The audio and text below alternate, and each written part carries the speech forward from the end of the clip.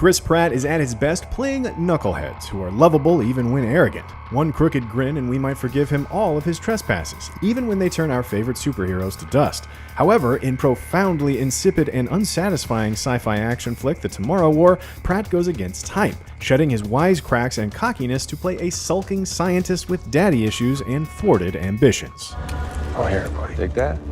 You just whip it around like that. How are you so calm? Long story. Be ex-military? Yeah. Kind of a short story, I guess. Pratt's Dan Forrester feels his biology skills are wasted teaching high school science. He dreams of working in a groundbreaking laboratory, but then a squadron of soldiers from the future trudge through a wormhole to drop a bombshell. Our enemy is not human, and we are losing. 29 years from now, mankind is losing a battle with a ravenous and mysterious alien force called the White Spikes. Naturally, Dan will be pulled out of his humdrum life and back into his military days to tromp into a high-stakes battle not only for his daughter's future, but for the future of all mankind. This is the kind of part you might imagine Tom Cruise playing 3 decades back, a self-assured but slightly sad man of action.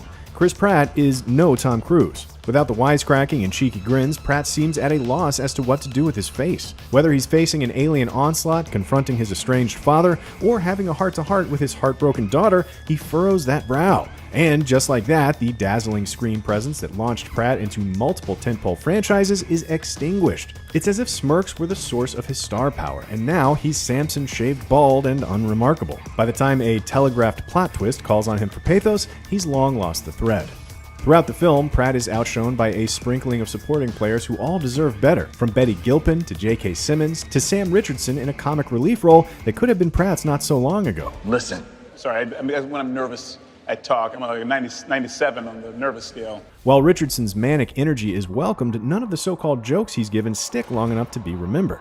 Indeed, the Tomorrow War script is overstuffed with lazy jokes, sappy speeches, and clunky proclamations like, "We are literally living on borrowed time." Yet, none of this is as bad as the main plot, which is just inexplicably dumb. In the Tomorrow War, mankind has invented time travel. Specifically, it's a form of time travel that allows people from 2051 to come back to 2022 or vice versa. They cannot go any time else. Why not? This very good question is waved away with a nonsense explanation. You'd think they'd use this power to pass along information or tools to help change the intervening 30 years and give humans an advantage against the vicious White Spikes. But this idea isn't even suggested, with insufficient conscripted civilians instead chucked into a future war without training or even any idea what the aliens look like.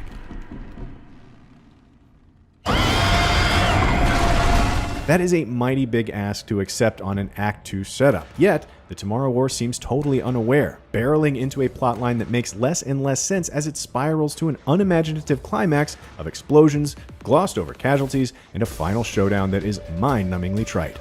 Maybe you're not worried about plot and character and are just seeking some cool action sequences and creepy creatures. Here too, the Tomorrow War disappoints. The action sequences are sprawling, full of CG carnage and creatures. Some of these are gross and gloppy in a way, others turn a tidal wave of civilian deaths into a grim spectacle. Yet, there's little art to the pacing or plotting of such sequences, so it all just feels plodding.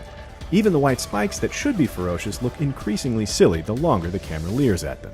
Do you want to see something really dangerous? I feel like literally that's all I've been doing since I got here, but okay. The Tomorrow War is astonishingly bad. It's got a confusing plot, an emotionally shallow hero arc, and monsters more messy than menacing. Then, caked in made-for-TV level visual effects razzle-dazzle,